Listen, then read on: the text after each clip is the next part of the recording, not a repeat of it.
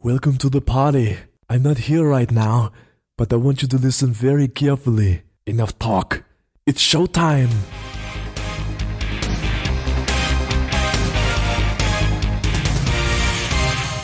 Hello and welcome to Bags of Action. My name's Steve, my co-host is Pete. Hello. This episode is part 3 of our Denzelology, Washingtography, a trilogy of films focused on Denzel Washington. This is true. And we're talking about Two Guns this week. I was going to say this is a spoiler alert, but for those of you who have listened before, I think it's beyond a spoiler because we go into kind of a great amount of detail about each film, really. Sometimes focusing on the bits maybe other podcasts don't reach. So I just guess I would say that if you haven't seen the film, I suggest you see it first. Obviously, it's up to you, but we're not going to be just giving you kind of an overview. We will be going into quite a bit of detail. Mm-hmm. Yes. So, yes. There you go. So you're suitably warned. You are. So, as Pete said, it's Two Guns from 2013. It is. And had you seen this before? I'd seen it once before. What about you? Yes, so likewise, I'd seen it once before too. Okay. It's been a while, though, for me, so I had forgotten some bits. I'd forgotten more than I realised, which I guess is the very nature of forgetting. I also had a comedy name problem, but I'll tell you that when we get to it. Okay. Yeah, I've got to say the director's name in a minute. That's going to be fun. So had you read the comic book? No, but I wasn't aware of it. Yeah, it's a Stephen Grant book, isn't it, from Boom Comics? But no, I haven't read it either. Shame on us. Yes, bad comic fans. So it's a weird one because quite often with these things, you go, oh yes, I know that director from like other things, other action movies, and same with the writer. But this one, it's directed by Balthazar Kormakur. Well done. Who directed Everest, The Deep, and The Sea. So I looked through IMDb and it seems to be predominantly true stories. I don't think this is a true story. What? What do you mean? I know. We'll come on to that. And it's written by Blake Masters, who seems to be he's predominantly a TV writer.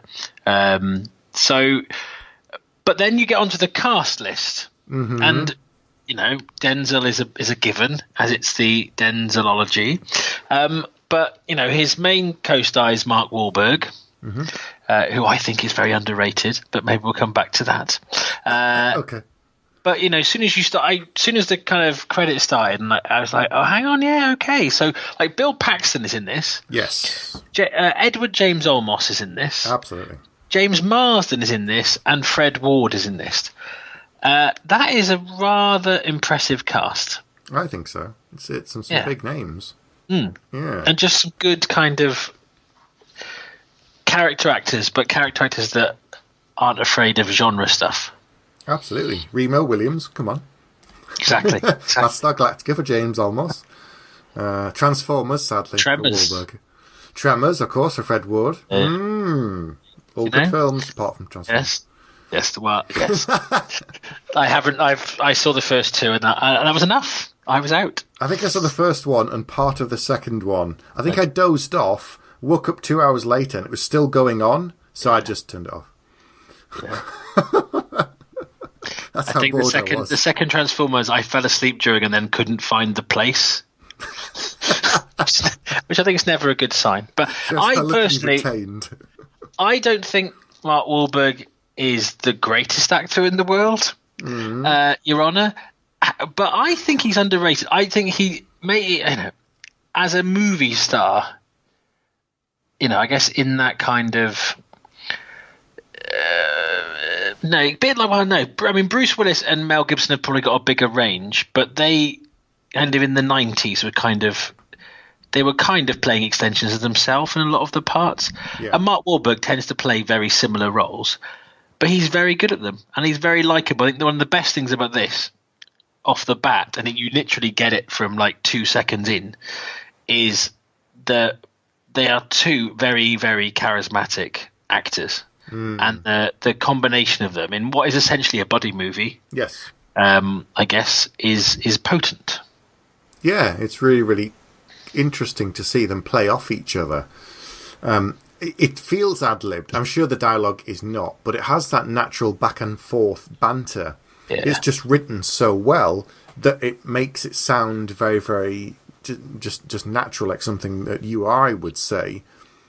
So we should probably start talking about the film. So it begins with them in a diner outside a bank, and there's the whole best donuts in 3 counties thing. But they're just chatting, and he's saying, get me some waffles. No, don't get me that. Get me this. Get some rye toast. I want rye toast. No, don't get that. Get me this. And it's just like this, wittering on. Yeah. It's not. They're not really saying anything, but it's establishing their relationship, and it's telling you a little bit about the characters. I think it's good. I don't say we don't know the writer from anything else really, but I imagine he watched a lot of Shane Black films because it feels like a modern version of like an 80s or 90s Shane Black film in many, many ways to me. Yeah. And it is, the natural dialogue between them, and it's the pace of it, and they're kind of riffing off each other.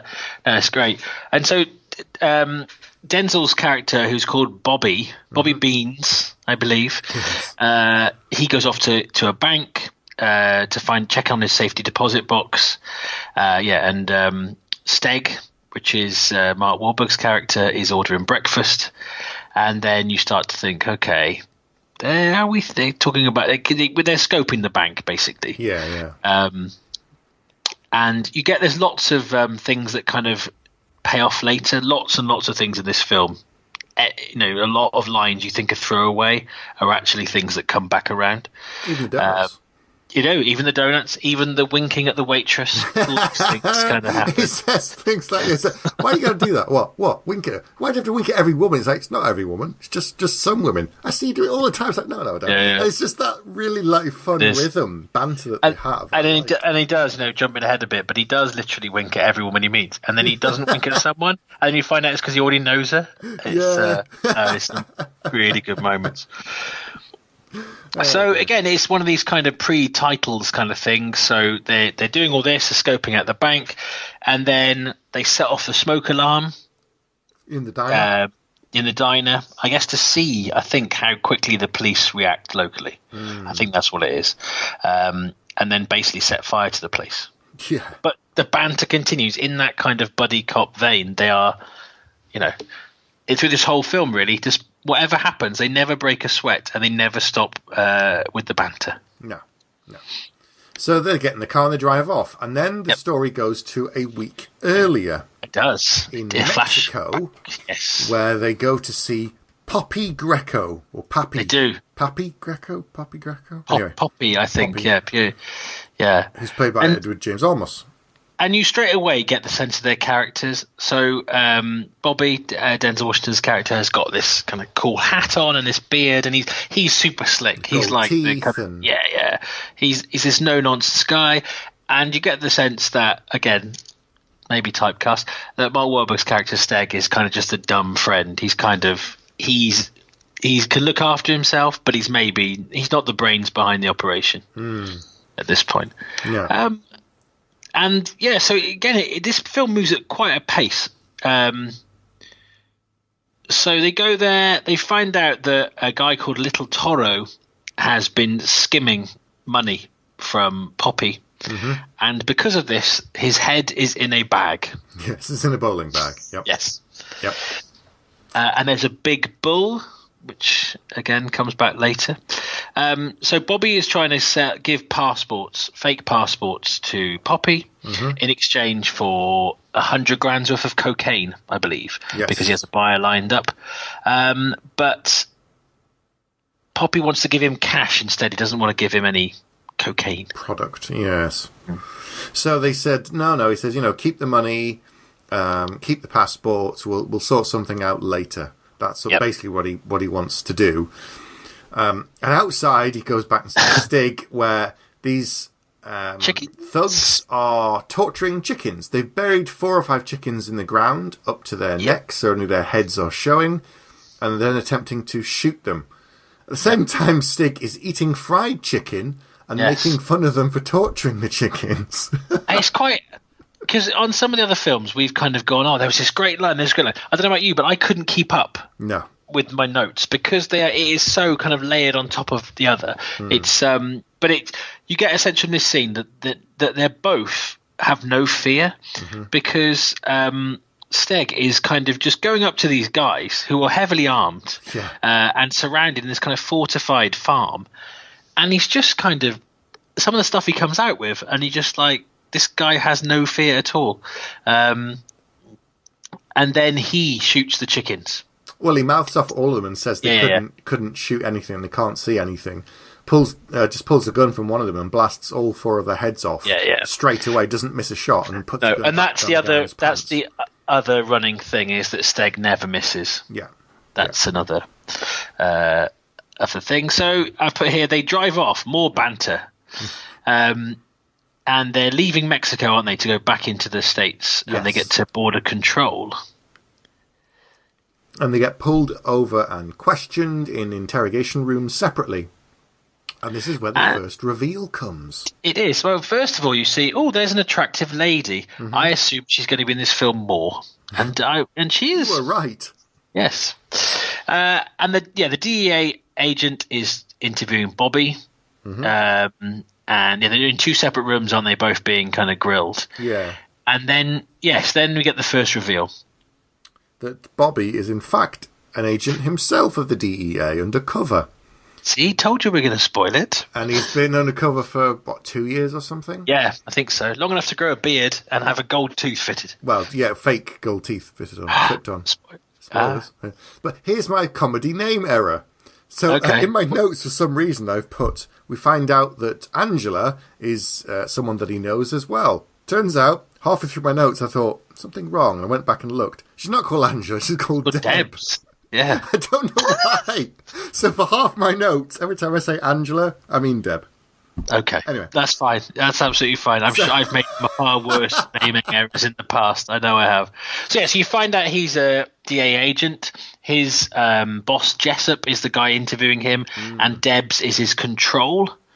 And he tells Jessup that, don't worry, please leave me undercover, even though I didn't get the cocaine this time, because I'm going to get little Toro to turn, and he'll give evidence. Just give me 2 weeks, and that's fine. But hang on a minute. Hang on, everybody. If you're little paying Toro's attention, head was in a bowling bag. So straight away you've got, okay, this guy isn't who we thought he was. And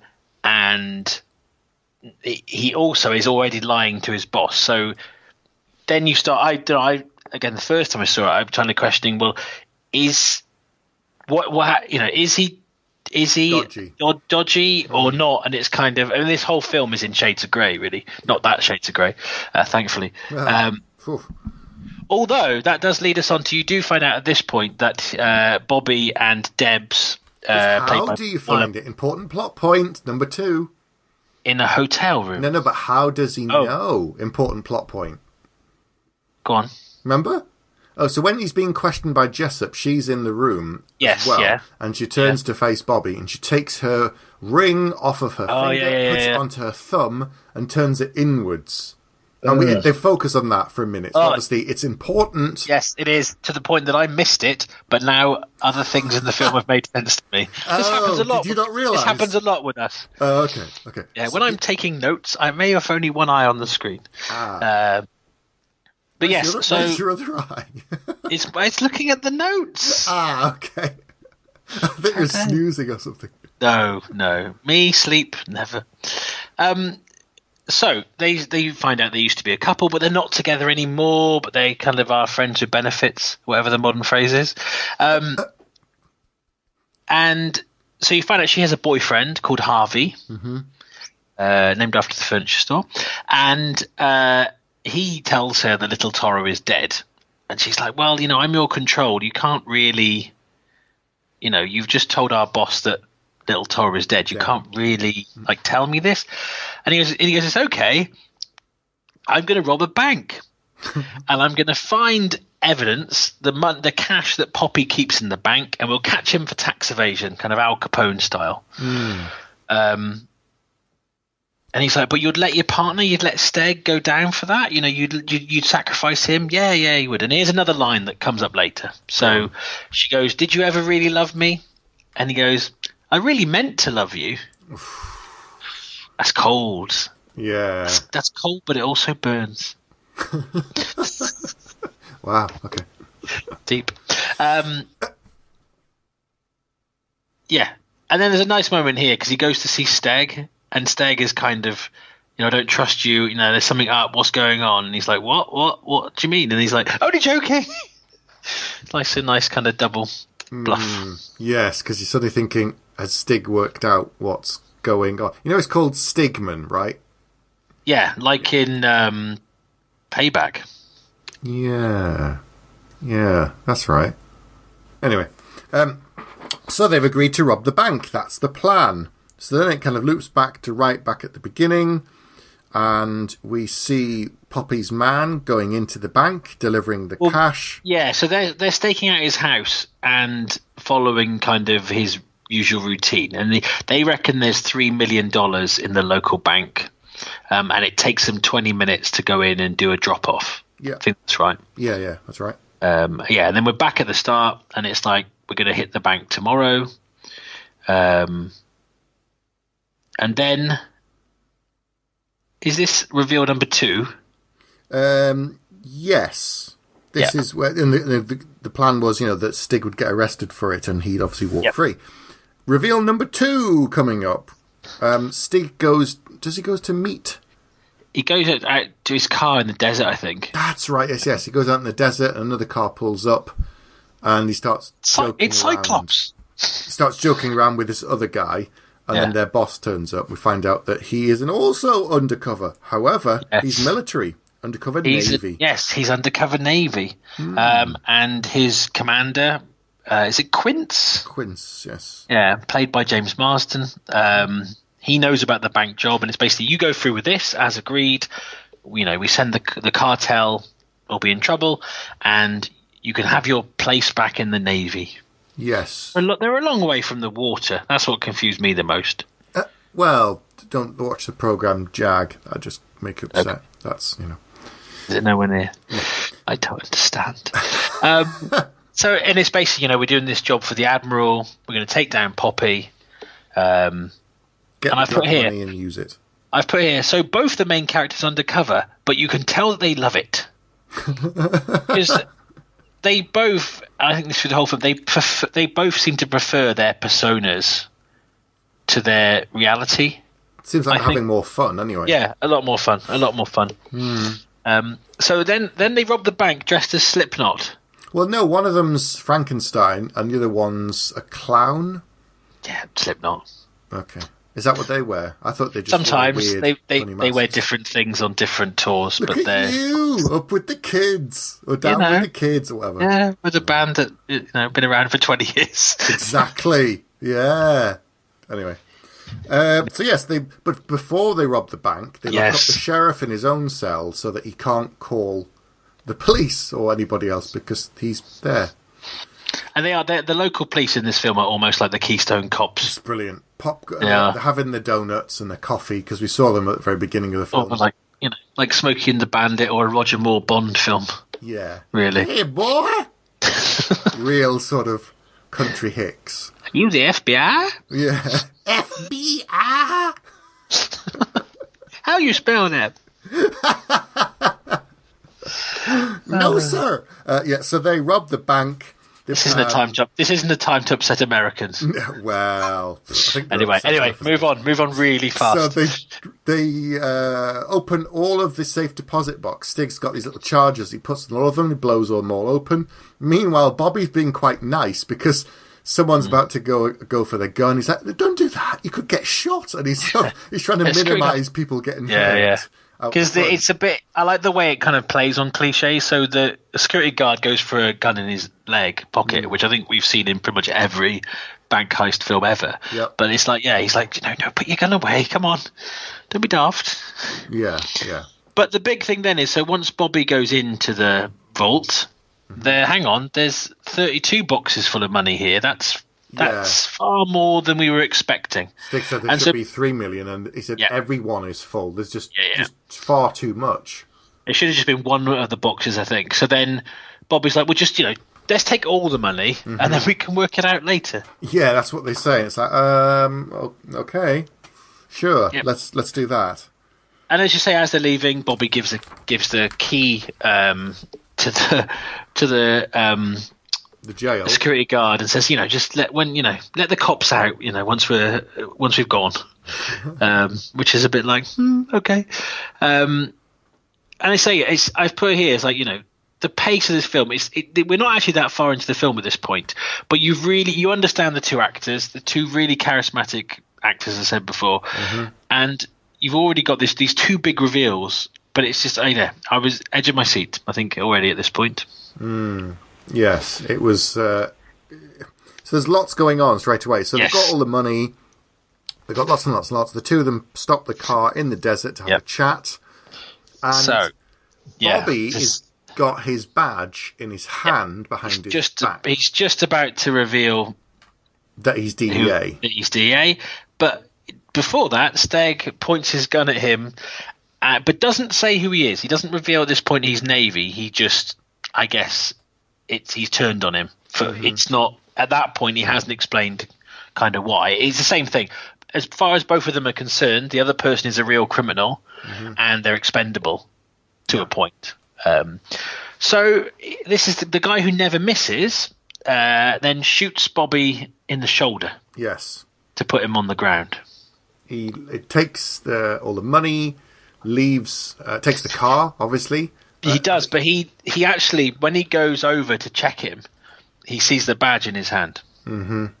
So he's gone, I think if they didn't get on so well, he would have shot him at that point, possibly. But he he just drives off and leaves him there. Yeah. It's quite surprising. So then Bill Pullman turns up. Bill Paxton. Sorry, Bill Paxton. I've written Bill Pullman. There is such an actor. I know. No, Bill Pullman plays Angela. Thanks. I was thinking Bill Paxton from Independence Day, clearly. Bill Pullman from Independence Day. What did I say?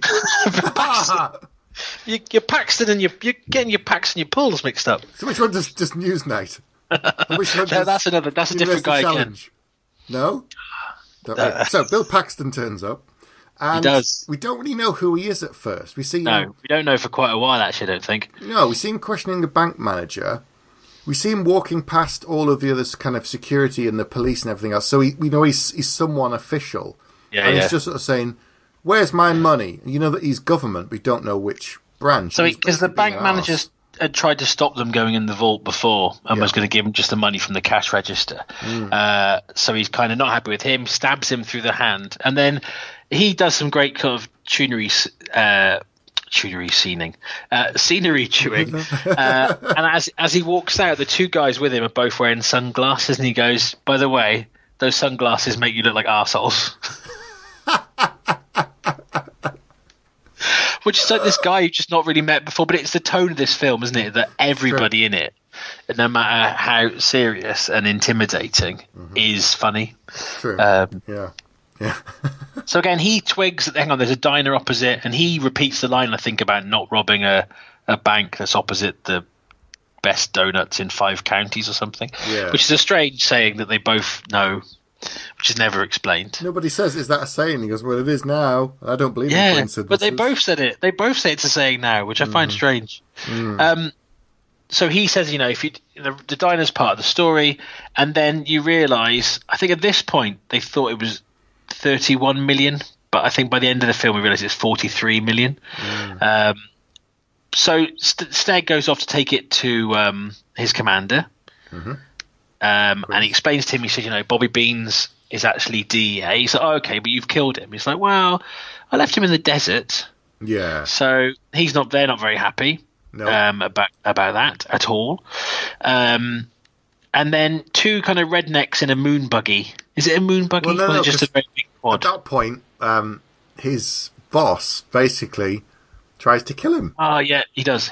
We see that he knows something's up because they're acting a bit suspicious, and he glances in the rearview mirror, the side mirror of the truck, and he see a guy sneaking up behind him, and he dodges out the way, and then you realise that they were going to frame Stig, and his boss and two guys are then chasing him through the desert in canyons and stuff. Yeah. But then it flicks to Bobby. Yes, He's walking along the road in the desert, bleeding from his shoulder with a bottle of water, I think, and that's all he's got. Yeah, and so, yes, these two rednecks turn up then in, I guess, I don't know, is it a moon buggy? Is it a very large quad? I don't know. Dune buggy, yeah. Yeah, and want to see his papers, I guess, because it's all happening around the border, isn't it? Yeah. I want to check you're not a Muslim, which is very topical. Controversial. Yes. So he just gets his gun out at this point. Yeah. And makes them drop their guns and takes their buggy. And that's that. Drives off. Yeah, escapes. And then the Navy... Yeah, I think this happens afterwards. I got to hear they couldn't find the body. So that's why they turned on Stig. Oh, I think they were just going to kill him anyway. And rob him. But anyway, so they tried to kill Stig and blame it all on him. I think they wanted to kill both of them. That was the plan. And so they tried to frame him and it doesn't work, and try to get rid of him. That doesn't work. So Stig outwits them. He doesn't actually kill anybody.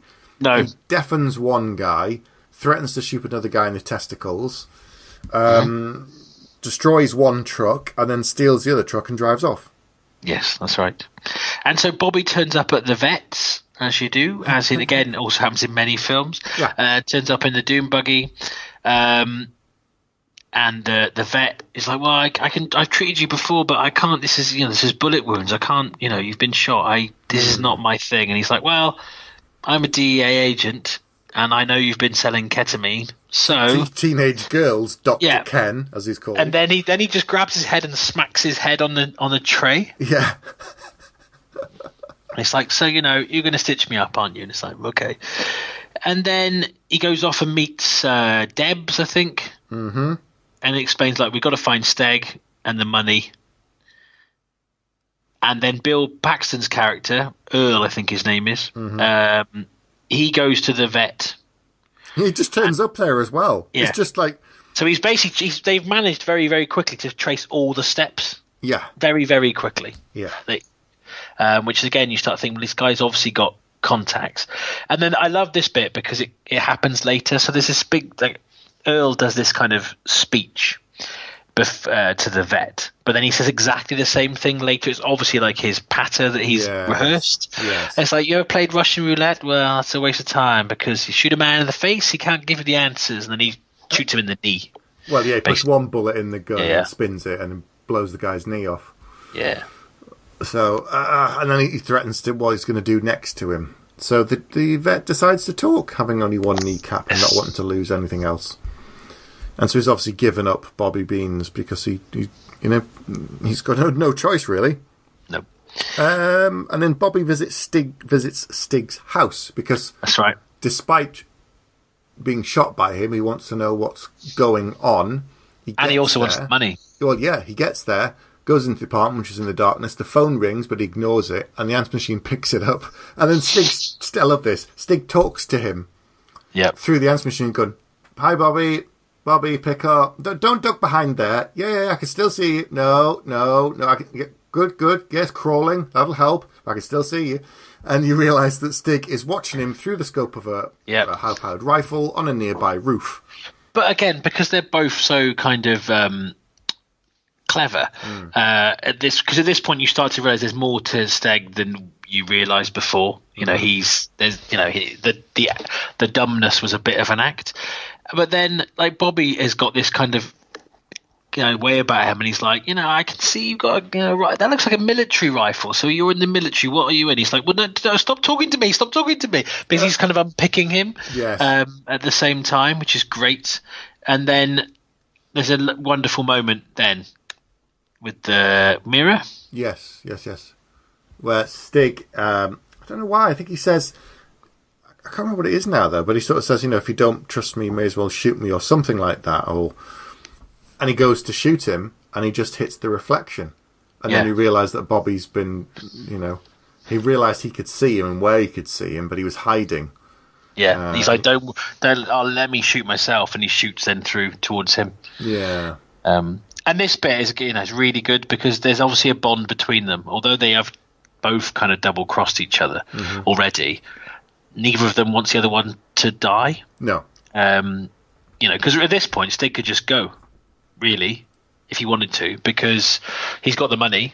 I guess always the money in the apartment. The money, is with his boss, which was in the Of course car, it is, yes. So neither of them have got the money. Yeah. So Bobby's trying to leave, and then there's gunmen after him, and then he starts talking him around, kind of, telling him where to go and stuff, but in the end he actually starts shooting them himself. Well, yeah, it's the Navy that's turned up to get rid of Stig. Yeah. And he guides Bobby out of the apartment, which is quite a cool thing. Yeah. Telling him when to run and when to stop and stuff. And then we go to Jessup's house, which is Bobby's boss. And look, Bill Paxman turns up again. Following all the steps, he knows who Bobby is. He's worked out that he's DEA. He goes straight to his boss. And he wants $43.125 million. And at this point, he's assuming that it's a DEA thing, and that it wasn't Bobby acting alone, and that actually Bobby was doing it under orders from Jessup. He's like, well, you're his boss, so you must have known what he was doing. And we obviously know that he didn't know. And then Bobby's with Debs, and she can't find any extra information on Stig to prove that we know what military background he's got. So Bobby's like, well, I'm just going to go and tell Jessup what's happened. Yeah. And then work it out from there. You're like, oh, hang on a moment. Bill Paxton, is at Jessup's house, and that's exactly where Bobby is heading. And they all turn up. He turns up, and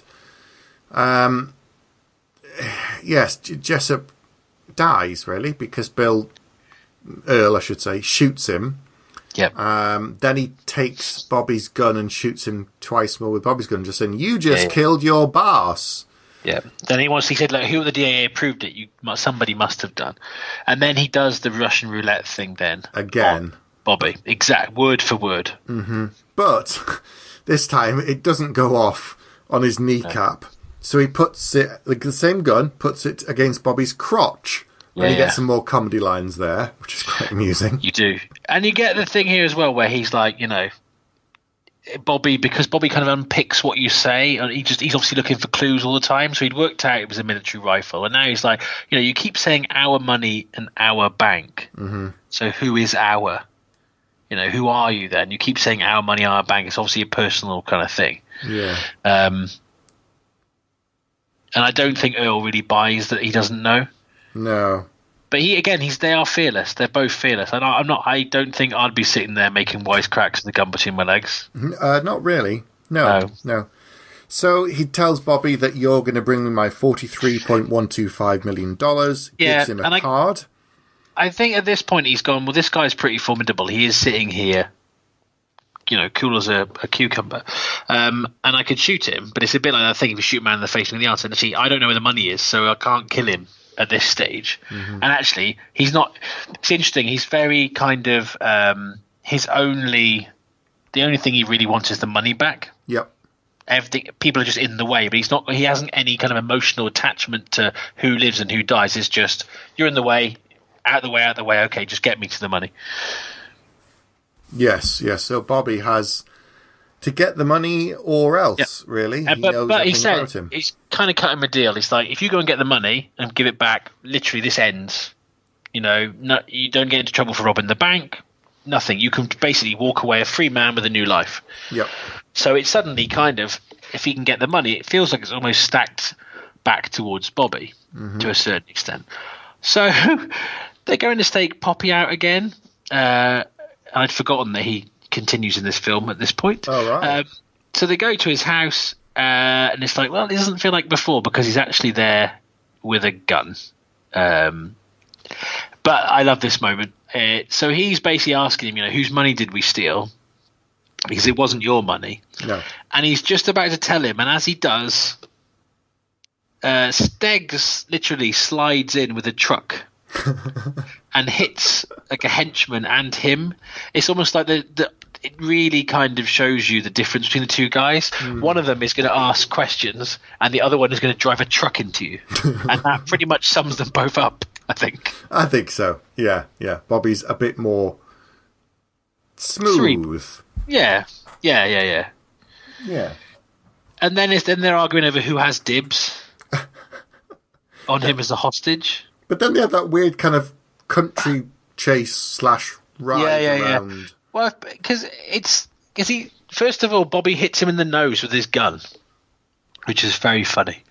And then, they have a race. And I put here, when I was a kid, I had a Scalextric set, which was pickup trucks. Right. And they used to bash into each other and stuff. And I remember one of the first things I wrote in school, proper length kind of things I wrote, I was about 11 or 12. I wrote this whole story about these people, and they were having this racing through the desert, bashing each other with trucks. And that's essentially what this film is. It's like 12-year-old me would have written. They're just driving along, bashing the hell out of each other. Yeah. Poppy's in the back of Steg's truck, so he's getting absolutely battered. And then they end up with the game of chicken.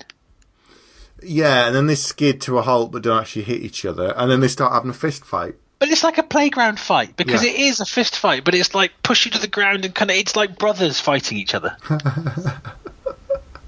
But they don't actually kill each other. They sort of just stop, don't they? Well, they do this like, let me go after 3. 1, 2, 3. You didn't let go, neither did you. It's really funny. It's really good. It's really good. And then he tells Bobby, basically, that he's US Navy intelligence. And I like this bit, because they kind of shake hands, and it's like, Bobby Beans is really called, I can't remember, Bobby Trench?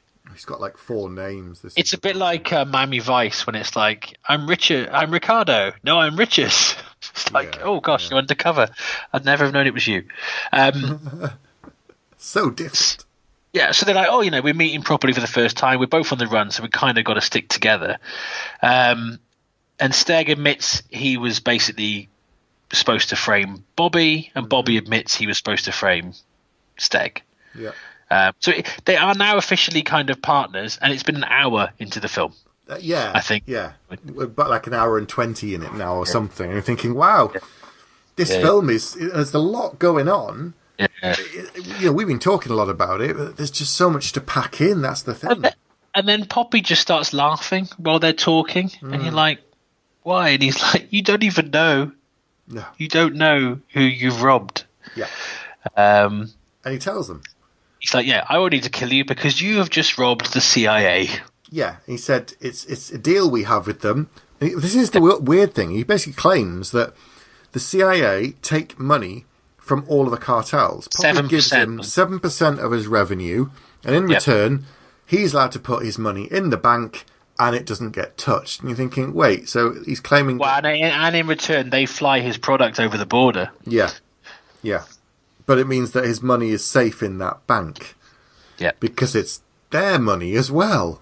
Yeah. Which is, so basically he's claiming the CIA is completely crooked, and that's what they're doing. And it's a big thing to believe, and yet at the same time, you've seen how determined the Earl character is and what he's willing to do.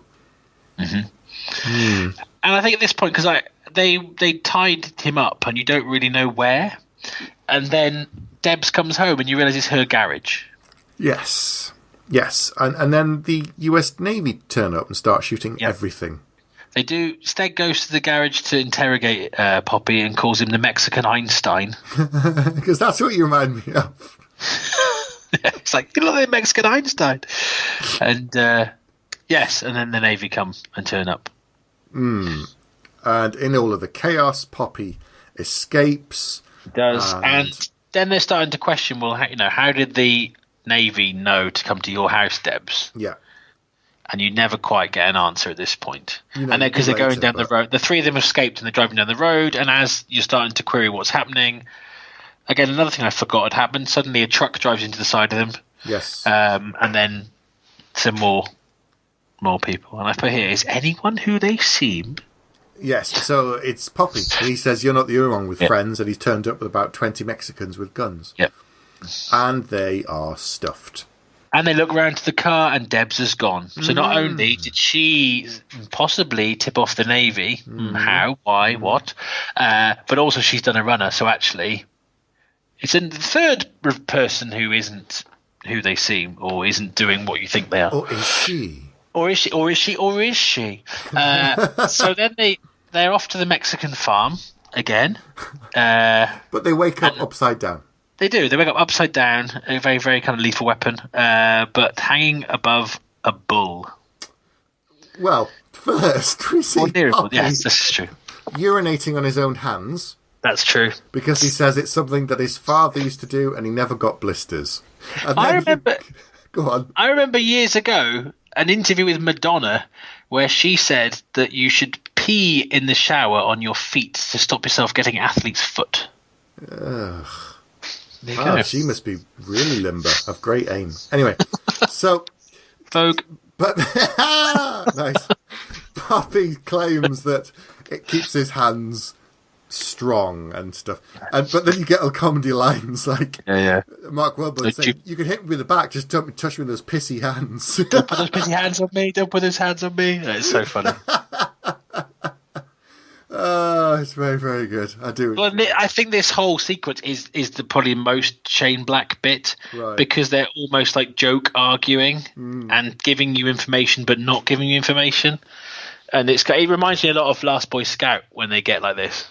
It's true. Yeah. So they make a deal basically that they're going to give Poppy the money because they have it. Well, they do. They in order to get to the deal, they start like running the bull at them. Mm-hmm. And so they say that the money's at the naval base, and that they'll get it and give it to Poppy. They'll get it and give it to him, and Poppy agrees. And then someone comes to visit Poppy while they're on the back of a van, and they're being a truck, and they're being taken with the coyotes across the border. They are, but so the person that came to see Poppy was Earl. Mm-hmm. Bill Paxton, and Pullman rolled into one. Yep. And he's looking for them. He's like, no, I haven't seen them. No, I don't know them. And he does say, I heard Bobby Beans was a DEA agent. Who'd have thought it? Mm-hmm. And then there's a montage scene of them and the everyone going over the border. Oh, but you've missed the other key bits. Have I? Well, not a key bit. This film is full of them. Just before they get on the back of the truck and set off, he says, you've got 24 hours to get me the money. Sorry. And then he says, and if you don't, and he opens the barn, and you can see that Poppy has Deb chained up. Yes. So suddenly you realise she didn't escape, she didn't run off, or she did, they caught her. Yeah. And now it's not just the fact that their lives are on the run. Like, if they thought of just running and never coming back, then she'll die. So that's another weight around Bobby's neck in particular to get the money. Sorry, carry on. No, there's a montage, which is, considering this film is so quick, it still feels a bit odd, this montage. But it shows, how determined they both are. I guess shows them working together because they are, through water and what have you. There's a nice Jack White piece of music playing over this montage as well, which is quite cool. And then they get. They steal a car. They steal a car. That's right. So they're back in the US. They have some more comedy things about what type of car to get to steal and how you want to do it. And they pick one in the end, and they're going to go on to the naval base. Stig has a plan. They're getting really close. But Stig also reveals, I think, at this point that he said, so, the money's there. He said, well, I think the money's there. He's like, what? He said, well, I think it is. I mean, it must be. Where else would they have put it? And he's like, so we've got 24 hours to get the money, which may or may not be at the place that's heavily armed that we're about to go to. Yep. But they meet a guy with a claw at this point who gives them a massive bag of guns. Oh, yes. They go to visit Stig's old friend with his stash, who's got money there. His rainy day stash, he calls it. Yes. And an umbrella would be more useful, I think, in that situation than heavy guns. Artillery. But call me old-fashioned. Old-fashioned. Okay. So they, in their stolen car, drive up to the naval base, and Bobby's saying, so what's the plan? He's saying, don't worry, I'm all right. I know what I'm doing. You do your job, I'll do mine. They get up to the barrier, and Stig goes, "Oh, sod it," and just drives through the barrier at high speed onto the naval base. And he goes, "That was your plan?" He goes, "They never expected it. They never saw it come, did you?" This section is probably the most ridiculous bit of the film, which is saying quite a bit. And it's where it slightly loses its way for me a little bit, because it's been so sort of taught up to now. But it is in character. Bobby is the planner. Yeah. And, meticulous in what he does. And it's almost like Stig, yeah, I can do that. I can do what you do. Oh, no, actually, no, I can't. I'm brute force. It's hilarious. Just drives onto the naval base. And then just drops him off. It's like, I'll drop you off. You go in through that door and find your way. I'm going to take everyone. Everyone's going to follow me. Yeah. They'll never notice you. Which is a little bit of a stretch. Yeah. But naval bases, they're not great on security. So he goes off to see the Admiral, who is played by Fred Ward. And I completely misremembered this because I thought, well, Fred Ward must be the person behind all of this. Right. But he's not, is he? No. He basically he listens to what Petty Officer Stigman has to say. And then he says, "Well, that's too bad, but it didn't happen." He said, "Well, what do you mean?" He says, "Well, if a U.S. naval agent intelligence did do that, then that would be an embarrassment for us. So it didn't happen, and you're out of line, and just go away." Yep. He won't help him. No, he's like, "You're AWOL, is that right? You're AWOL because you stabbed an MP, I think, or punched him or something." Yeah, he says, "So you're AWOL." So okay, that's fine. You leave the base. You're AWOL, and in fact, the commander's AWOL too. Neither of you anything to do with the Navy. He says it's fine.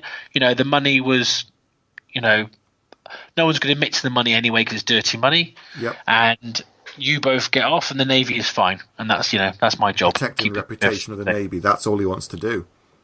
Yes. And he can't believe that that's what the Admiral's doing. That basically he won't help him either. No. And when he's walking around the building without a care in the world, Bobby, he finds Quince, James Marsden's character. Finds his office, yes. And then he reveal number 72. Yeah. He calls him Harvey. And says, "No, I'm called Harold. Yeah, but do some people call you Harvey? Yes. I've put here Ocean's 11 star levels of intrigue. Because Deb's been saying her boyfriend's called Harvey, and then you begin to think, right, okay. She told him about the deal. She double-crossed someone. Yep. She told them where to find them when they came to her house, we think. Yep. So you kind of find out here, first of all, he makes them open the safe, but the safe is empty. Yeah, the money isn't there. Money isn't there. So where is the money? So, and it's like, well, hang on.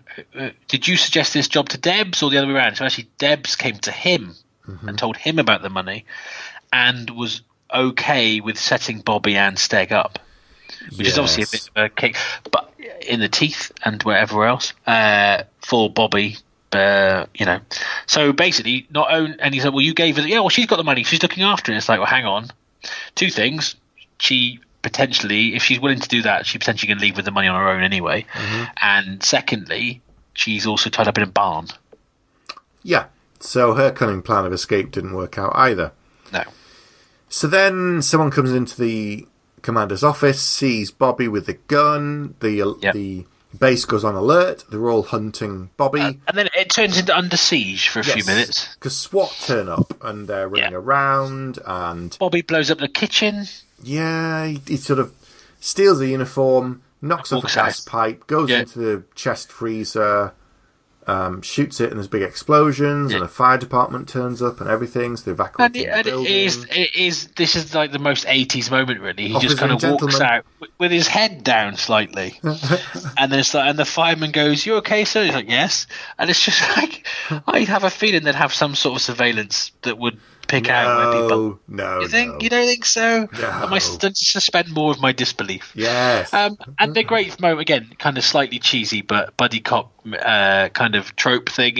As he walks out, Steg's being driven away, isn't he? Yeah. Because he's been caught, and he sees him walk out, so he knows that that Bobby got out okay. Yeah. And so Stigman's escorted off the base, and there's so many twists in this film. No. It's really bad. So Bobby rings Poppy to talk to him and say, look, I've got the money.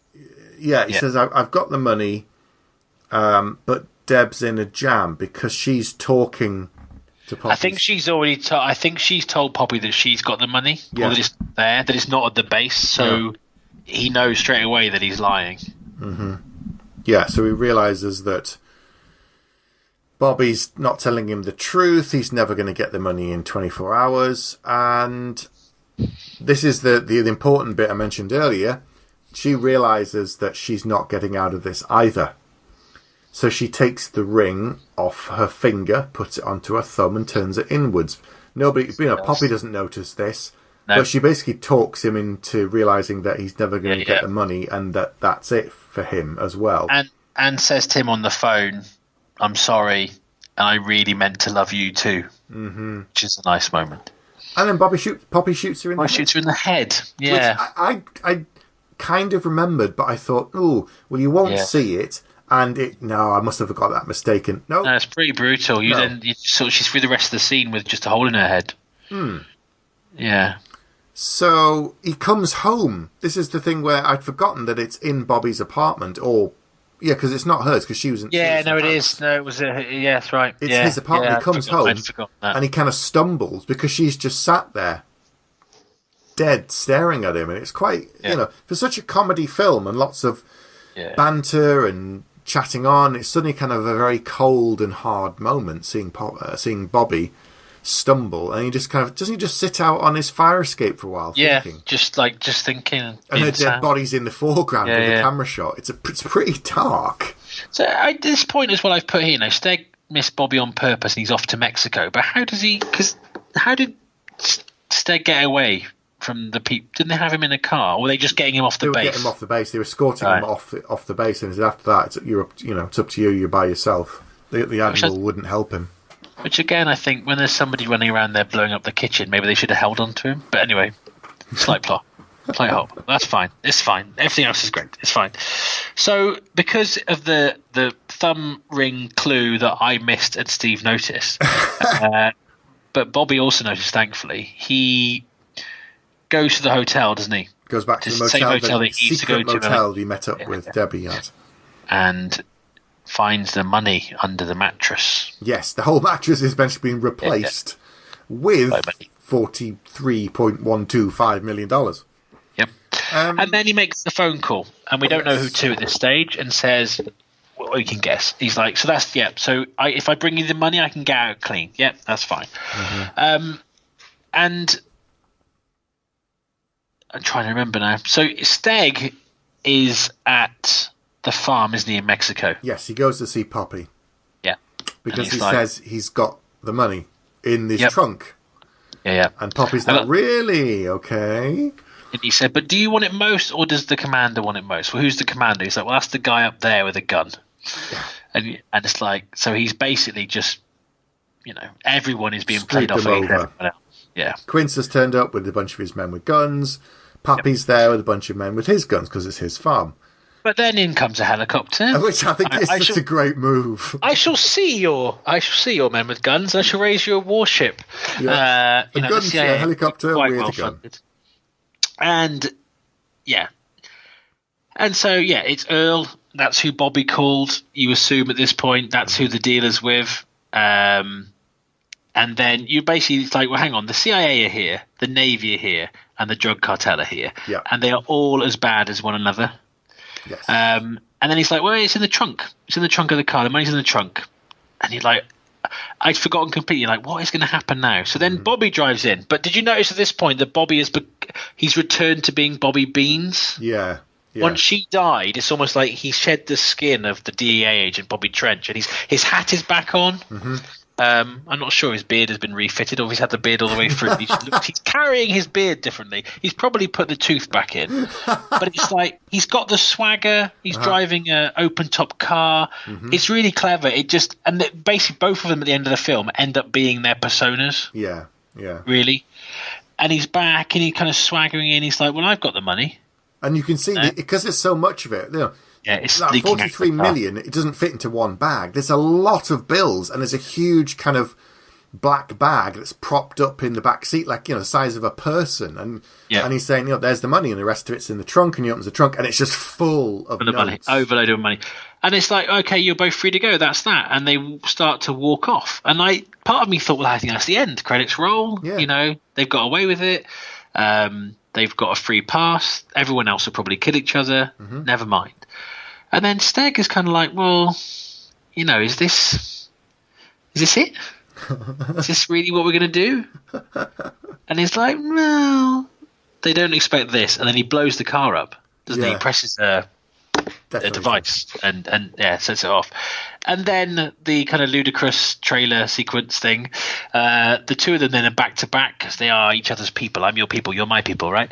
That's to come. It is true. But then they slowly turn around. Slow-mo. And how two people manage to fight again. I mean, the good thing is, I suppose, everyone is against each other. Yeah. So at first I was like, well, how can these two take on like these three forces? Like, well, actually, because they all want the money for themselves. Mm-hmm. So everyone is shooting everyone. It's such a Bad Boys moment, though.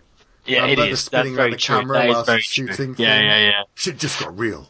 It is. But there were no stampeding cattle. There were no stampeding cattle in Bad Boys that I remember. But we've got to do that film at some point. Well, wait, come on to that. Okay.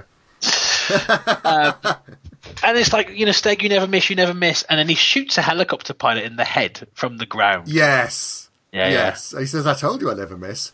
And you just get this crazy shootout with you do. The US Navy chasing guys through the farm. You've got the Mexicans shooting at people. You've got the CIA shooting at people. Yeah.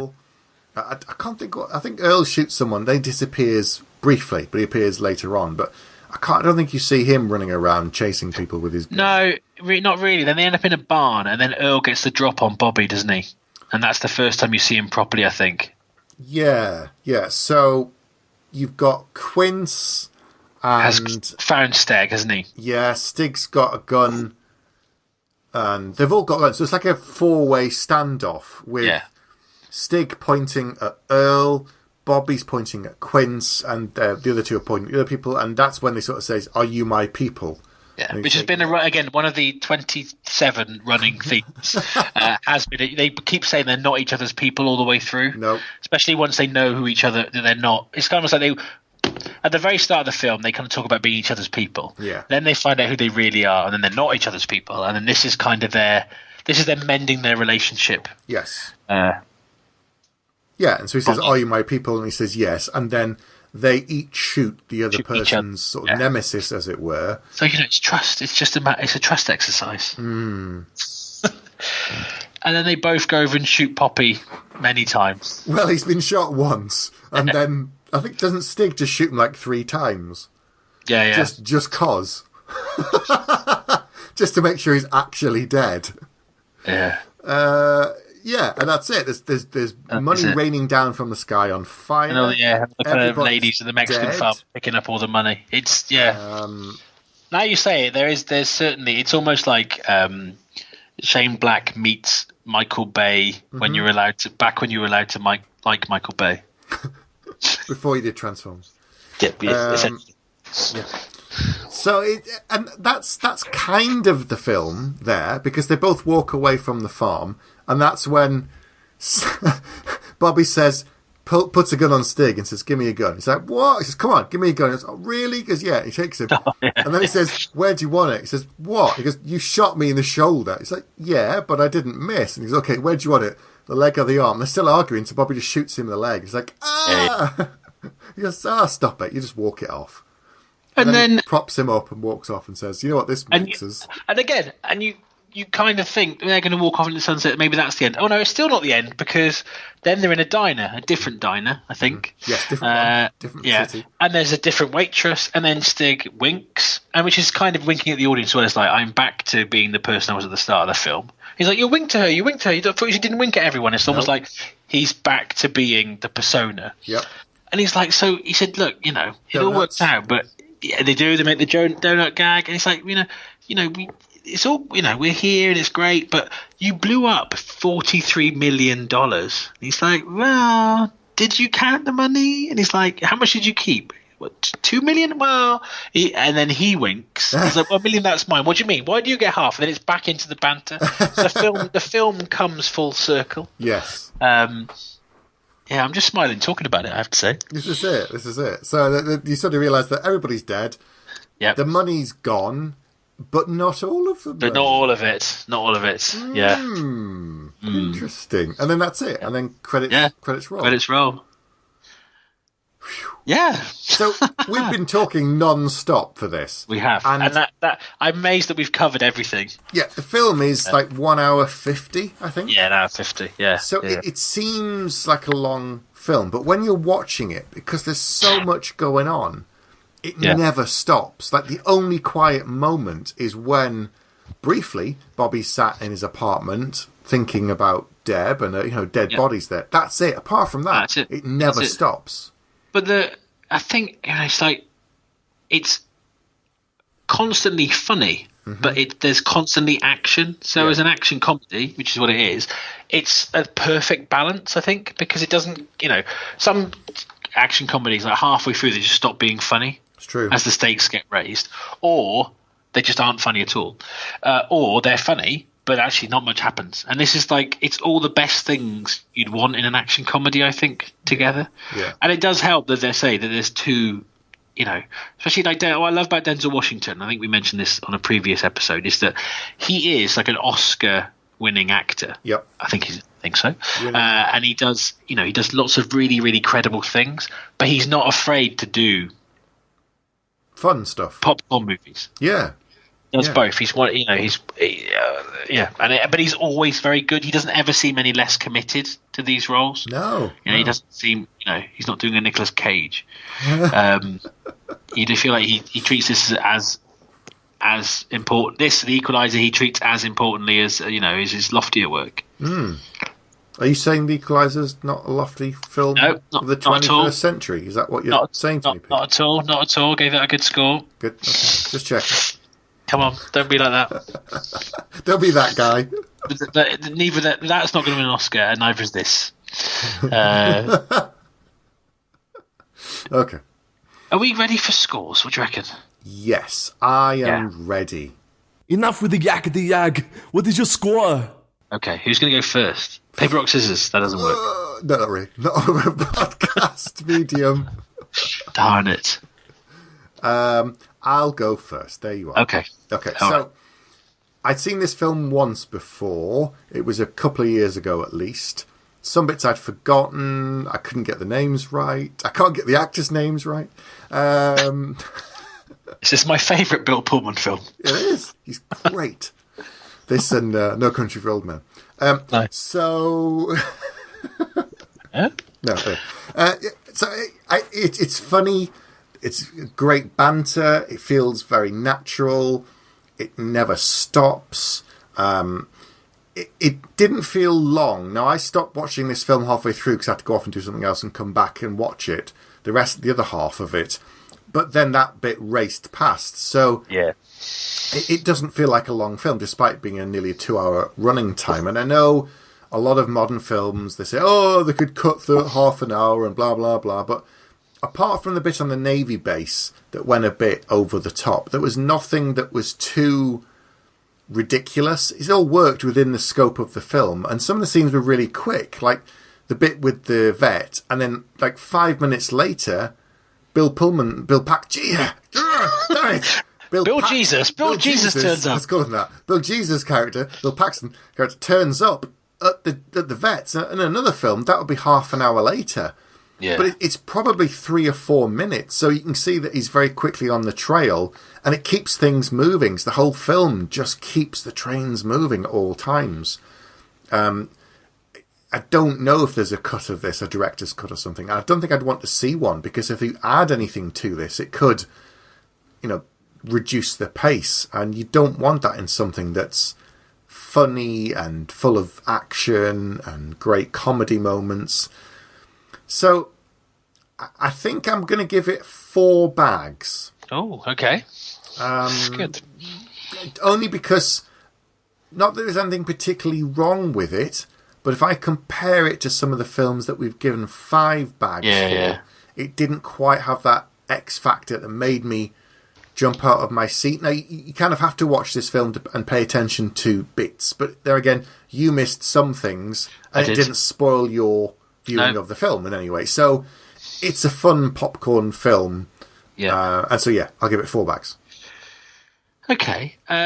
So I think action comedies are very hard to do, and they're very hard to do well, particularly now, because we're quite a knowing audience. Yeah. And I think where a lot of action comedies in recent years have been actual comedians in the parts, and they're kind of arched, kind of very knowing, and kind of they're not really, they are comedies that are using action, if that makes sense. Right. Whereas this is a proper, say Bad Boys would be the kind of example from before this, and then it tends to be kind of 80s films that I would think that does similar to this and works.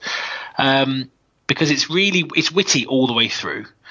It is a bit silly at times, but it doesn't ever lose the drama or the tension. You don't ever think, you don't come out of the story because of the humour, I don't think.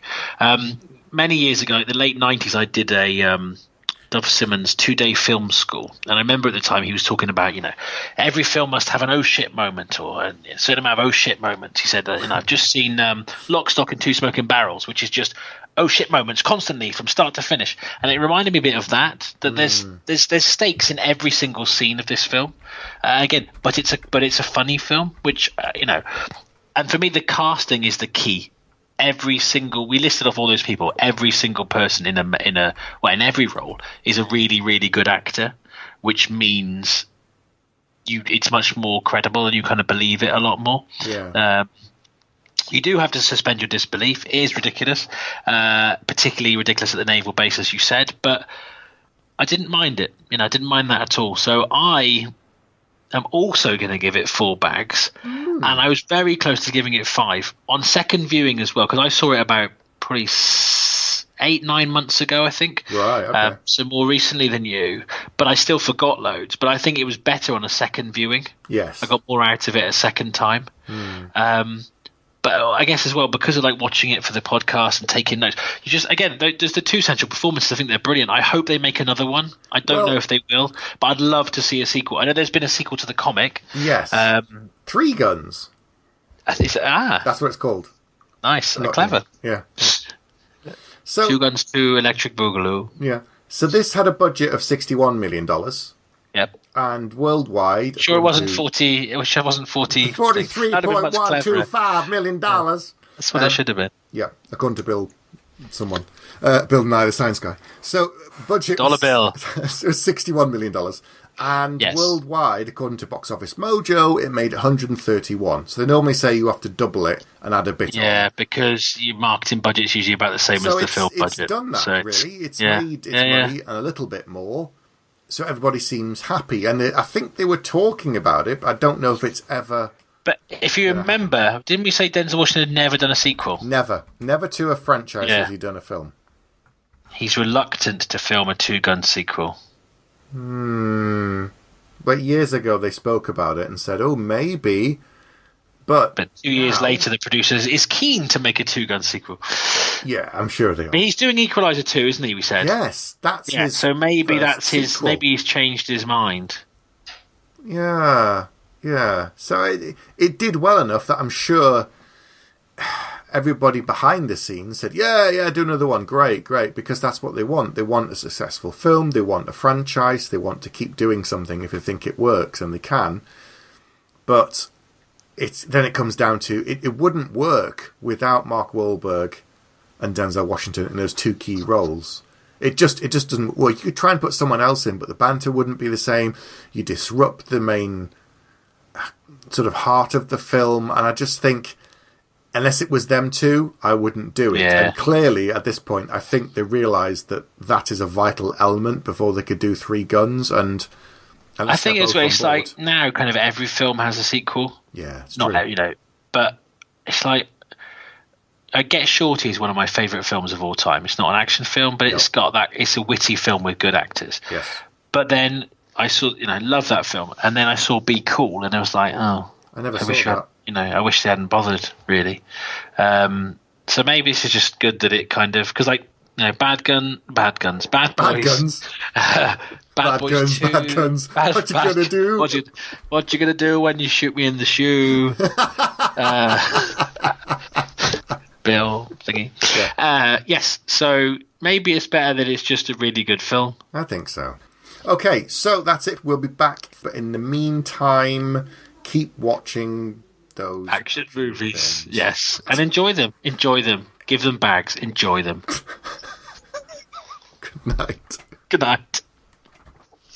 We have to come up with a better ending. You have been listening to Bags of Action. No bullshit.